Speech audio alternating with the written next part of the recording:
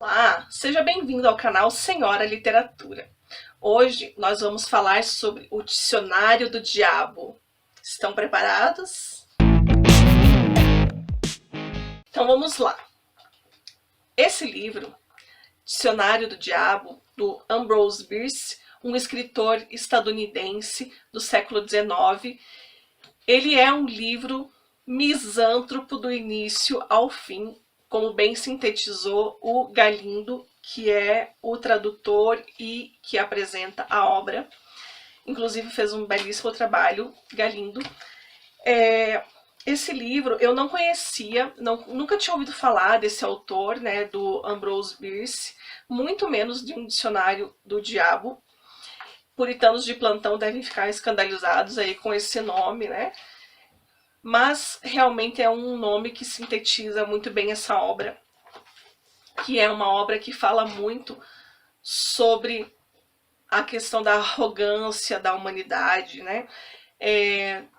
De toda essa questão das culturas, ele vai ironizar muito, né? A política, as religiões e as pessoas, os indivíduos em geral. O Bierce faz isso de uma maneira muito irônica, muito ácida, e eu gosto muito desse estilo, né? Já até comentei aqui em outros vídeos que eu gosto muito disso na literatura, dessa acidez, dessa ironia, né? Porque você consegue ir em pontos muito específicos e muito difíceis às vezes de tratar, e trazendo dessa forma fica, né, mais legal da gente discutir essas ideias. Bom, eu separei aqui alguns verbetes para falar, mas antes eu quero dizer que esse livro é um livro bastante antigo, mais do que 100 anos, né? Ele tem a sua primeira edição em 1881 e o primeiro título dele foi O Dicionário do Cínico. Antes de se chamar Dicionário do Diabo, ele foi chamado Dicionário de Cínico. Como a palavra cínico estava sendo utilizada em outras obras, não estava com uma conotação legal, eles decidiram mudar então para o Dicionário do Diabo. E o autor, o Ambrose Bierce, que era também um jornalista, ele foi acumulando esses verbetes durante 25 anos, né? A maioria deles publicado em jornal e alguns que ele tinha deixado guardado na sua gaveta, e organizou essa obra então. Eu vou ler alguns verbetes aqui, espero que vocês gostem. Selecionei alguns, né? Um dicionário de A a Z, então são muitos verbetes. Vou tentar ler aqui alguns de algumas letras. Esse primeiro foi um dos que eu mais gostei, e é o verbete aborígenes. Aborígenes, pessoas de pequeno valor encontradas penando sobre o solo de um país recém-descoberto. Em breve, eles deixam de penar, passam a fertilizar. Bom, então vamos lembrar, né, todo o contexto ali do Bierce, século XIX, Estados Unidos, toda a questão cultural que estava acontecendo, política, né, que envolvia o Bierce, e essa fala dos aborígenes, infelizmente, 100 anos depois, ela continua atualíssima, né? Nós podemos trazer isso para a nossa realidade aqui do Brasil, o que está acontecendo com os nossos povos tradicionais, com os nossos índios, nada mais é do que isso que o Bierce fala sobre os aborígenes, né? Eles estão deixando de penar e estão começando a fertilizar. É imensamente triste, né? Bom, antes de continuar com os próximos verbetes, eu vou falar um pouquinho sobre essa edição, antes que eu me esqueça. É uma edição da Carambaia, de 2018, e faz parte da coleção Acervo Carambaia. Então todos os livros dessa coleção têm essa capa preta com, né, a ficha catalográfica do livro, e tem um fitilho que é bem legal porque ajuda, né, a marcar aqui o livro, e eles são de fácil manuseio, né, ele tem um tamanho legal e é bem gostoso de manusear esse livro. E foi uma das intenções, né, da editora Carambaia ao fazer essa coleção. Então recomendo bastante, é bem legal. Vamos para o próximo verbete então. Desobediência. Desobediência, o lado positivo da servidão. O próximo, distância. A única coisa que os ricos querem que os pobres tenham e continuem tendo. Bom, acho que pelos verbetes que eu selecionei aqui, vocês estão conseguindo entender um pouquinho sobre essa ironia, sobre essa acidez do Bierce, né? Então vamos lá, o próximo aqui, eleitor. Nós estamos em ano eleitoral, eu separei vários aqui que falam de política. Então vamos lá, o que é um eleitor na visão do Bierce? Aquele que goza do sagrado privilégio de votar na pessoa que outra pessoa escolheu para ele. Para pensar, né? Futuro. Aquele período de tempo em que nossos negócios prosperam, nossos amigos são verdadeiros e nossa felicidade está assegurada. Ai, Bierce, Bierce. Vamos lá.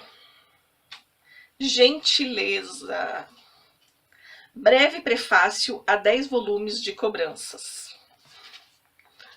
Habeas corpus. Decreto pelo qual um homem pode ser retirado da cadeia se foi detido pelo crime errado. Isso se aplica bem, né, à nossa realidade aqui. O Bierce lá em 1800 já estava falando isso, né? Imagina em 2020, Brasil, né?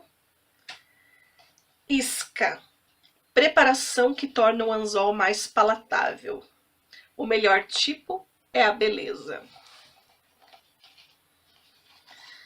Bom, eu vou deixar o P por último, porque foi um dos que eu mais gostei e vou querer terminar com ele. Vou ler aqui um. Eu, como escritora, também não podia deixar de falar os que remetem, né, a essa questão da literatura, da publicação. Então vamos lá. Publicar. Em assuntos literários, tornar-se o elemento fundamental de um cone de críticos.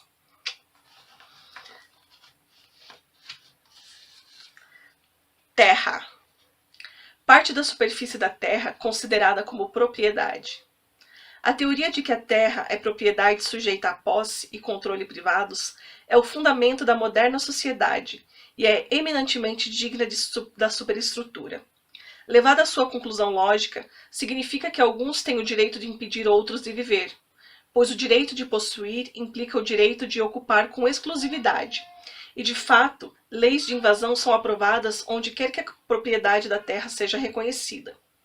Segue-se que, se toda a área da terra firma for possuída por A, B e C, não haverá lugar para D, E, F e G nascerem ou nascendo como invasores para existirem.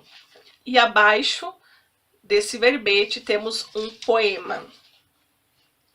Em pleno mar eu vou viver, meu lar é sobre a profundeza, pois sei que poderei manter o que nos deu a natureza. Batem-me sempre de chibata, se um dia em terra me demoro, por isso sei que tenho inata a vocação de Comodoro.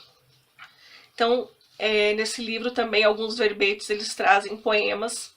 O Galindo comenta isso na apresentação, né? Ele fala que em algumas edições, em algumas traduções, opta-se por não colocar os poemas, mas ele optou por isso porque foi como o Bierce concebeu a sua obra, então ele pretendeu deixar como o autor mesmo quis que ela fosse. E é bem legal porque as coisas se complementam, né? E a gente consegue entender até um pouquinho melhor o verbete quando a gente lê o poema que está junto. Vamos lá. Voto. Instrumento e símbolo do poder que um homem livre tem para se fazer de tolo e para arruinar o seu país. Não vou dizer nada, né, pessoal? Eu vou terminar aqui. Acho que eu pulei um, peraí. Qual que eu pulei? Sucesso. Eu tava falando, né, que eu selecionei alguns de política, outros relacionados também à literatura, né? Como esse é um canal literário, temos vários escritores assistindo. Então vamos lá. Sucesso. o único pecado imperdoável que alguém pode cometer contra seus semelhantes.